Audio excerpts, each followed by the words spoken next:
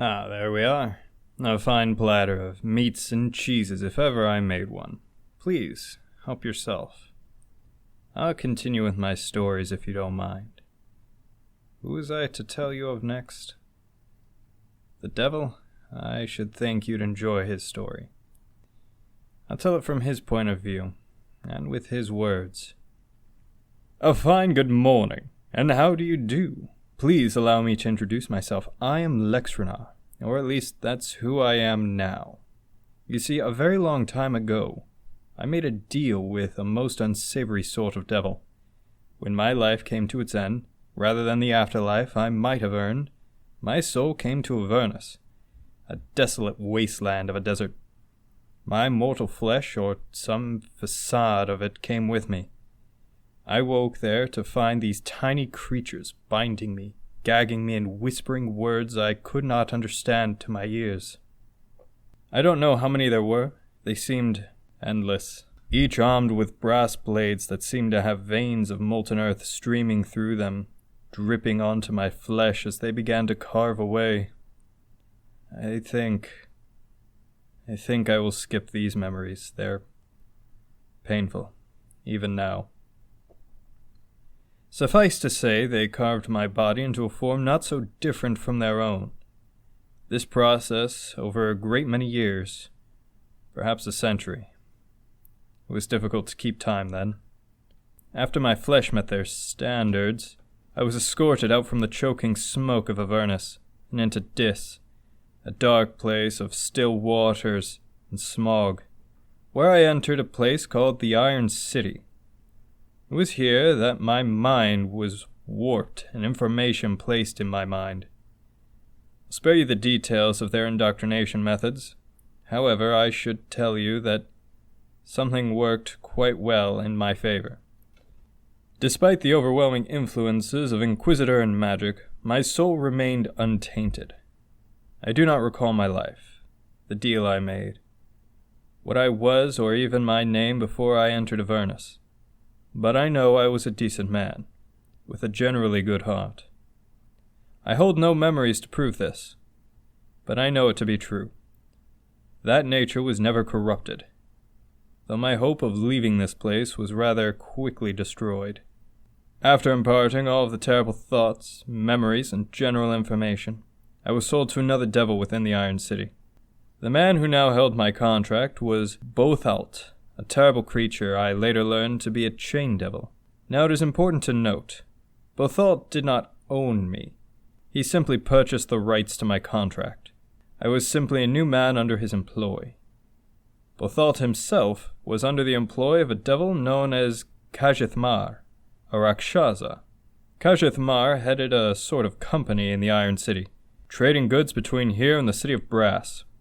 Under his employ were other powerful devils like Bothalt, who would make the journey between the Iron City and the City of Brass along the Tarnished Road. Bothalt, in turn, would keep lesser devils, such as I, under his employ to handle merchandise along the road and deal with new clients. New clients being anyone who happened to sign a deal with Kajithmar, or anyone under his employ. As I was a new employee, my task was simple. Return to Avernus, with the other new hires, and tend to our new clients.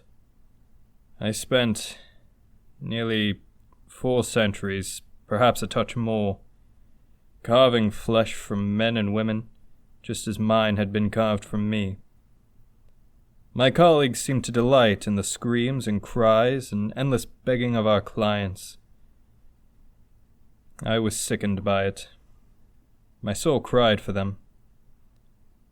And carrying on with this career became harder with each passing decade. Eventually, a chance for advancement came to me. We imps, we're expendable, you see. So when one was lost on the Tarnished Road, or in the City of Brass, one of my colleagues would be promoted and returned to the Iron City. The day eventually came where this honor was given to me. I was allowed passage back into Dis, and met, for the first time, my employer, Bothalt. Before I could introduce myself, I was given orders to tend to the cart.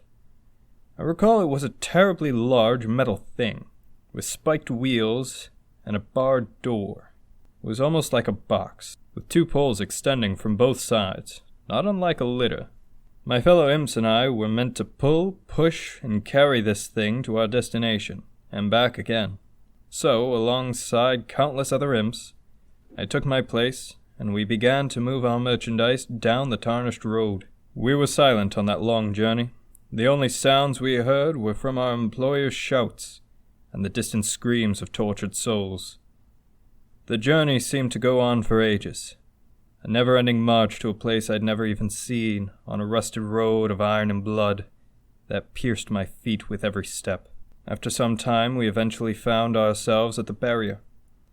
The tarnished road, you must understand, is a path that was built to a point that is weak between the plane of fire and Dis. The point was marked only by an ever-burning green flame. To get through, one simply needed to feed the fire. I was the unfortunate soul that was grabbed to open the way. Bothold grabbed me and held me within the fire. The flames charred my already damaged flesh, and from the cracks between, no blood did spill, but a green ooze began to flow. That substance, it seemed, allowed the way to open. Once our cargo was free, I was released from the fire by my employer. He threw me back to the litter to continue the journey. Once to the other side, we were not so far from the city.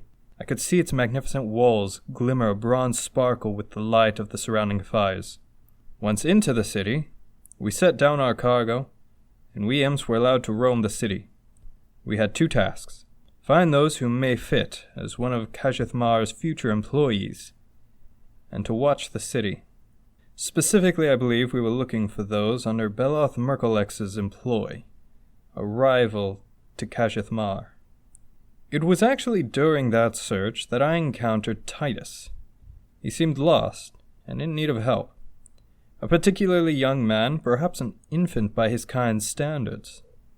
I thought I ought to offer my assistance, perhaps persuade him to a contract of his own. Although, my memory after this point, it's a touch fuzzy. It's not like my life before death. I have no memories of that. But after seeing your face, Titus, it's different somehow. Unclear to me the following events. Titus, what did you do? That, I think, is enough about Lexrinar. He's a remarkable example. To maintain his humanity in such a place, for so long, undergoing what he did, I have an unending respect for Lexrinar. I'll tell you more of him another time. In the meantime, allow me to clean up. I have a certain disdain for used and empty teacups laying about. Wait there a moment, would you? When I return, I'll tell you the curious story of a feral goblin I met a few years ago, who had devoted his life to the service of the Allhammer, if you can believe it.